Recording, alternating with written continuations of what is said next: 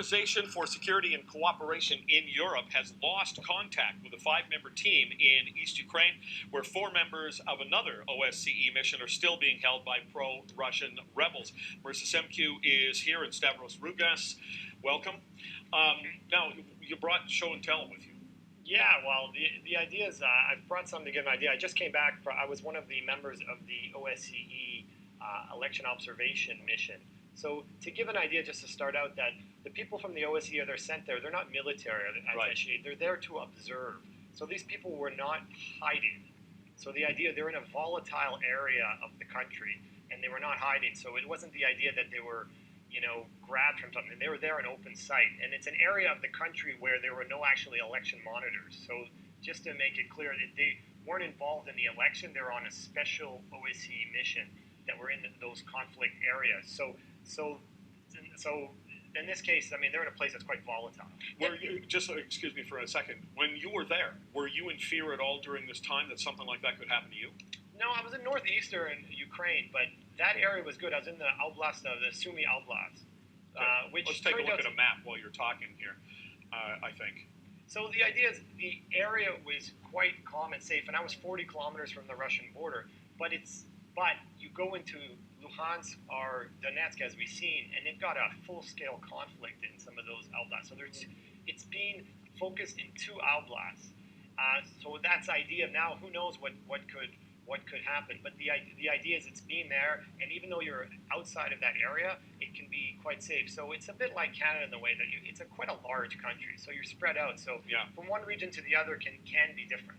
In Donetsk, there are about 1 million people that live there that weren't even allowed to vote. In fact, one of the regulars on our network, John Ross, he was over there as an election observer. He was in that region, and he was actually on the first flight out before the pro-Russian rebels, thugs, really seized control of that airport. But he was in a volatile situation the entire time. I mean, held at knife point, at gunpoint, so on and so forth. And it was incredibly volatile for him to be there, but fortunately he was able to get out safely. But these five guys that were actually seized, we don't know where they are. We don't know if they were murdered, if they were captured, if they're just in hiding right now. But we know that they were in Luhansk, which is another one of those eastern regions where Russian separatists have seized control of government buildings and where it's very, very volatile.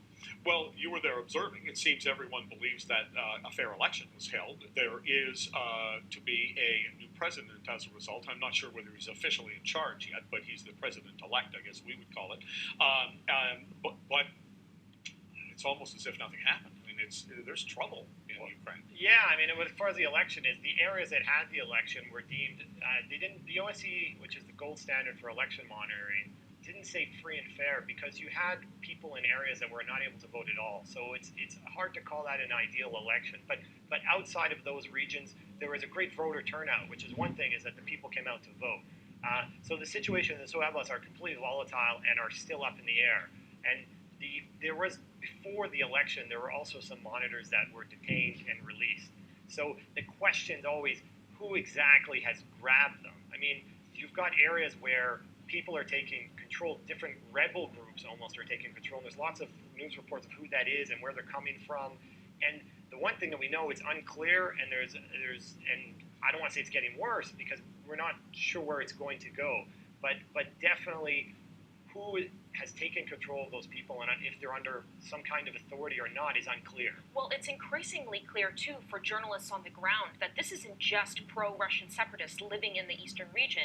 These are volunteer fighters crossing the border from Russia and coming into the region to partake in the chaos that's going on in the eastern region. Wait a minute. You think she's right? Volunteer fighters as opposed to actual soldiers sent in by Putin? It's not clear. I mean, the point is, I don't think we have a definitive answer. So there can be a combination of things. There's definitely conflict going on. So I'm not in a position to say who exactly they are. What I can say is that Putin is very much at the helm of this, that he is, and what many Ukrainians have been saying all along is that he's trying to orchestrate violence in the region, because though he said he will respect the outcome of this election, which is Poroshenko won, fine, but he has not retracted his statement that he will not intervene if Russians, pro-Russians or ethnic Russians are in harm's way. It's so tragic to see what's happening here because some are Russian soldiers, some may be Russian volunteers, some are Ukrainians. who have just decided they don't like the way their country operates. Not enough of them, people say, to actually be a civil war. Yeah, I mean the numbers too, and this is it. I mean, how many people are you talking? But the interesting thing is, it doesn't take as large numbers as you may think if they're well organized to cause disruption. And you're in, like, just the south, the city of Donetsk is, a huge city, and then the Oblast and all these different areas. So you're right. I mean, people are, and this is a tricky thing in Ukraine. Parts of Ukraine where there are ethnic Ukrainians who prefer to speak in Russian and in different areas, but they're still Ukrainian. They're not consider themselves Russian. So there's lots of dynamics that are different. And again, it's quite a large country. If you go from west to east to from Kiev, and with Donetsk, if the airport and the train station is cut off, it's not easy to get around from there. And the roads aren't great in the country. I can tell you, you want to go a few hundred kilometers, it can take you a very long time. So.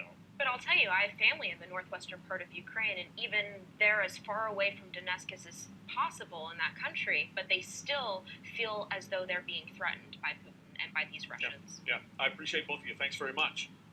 We'll have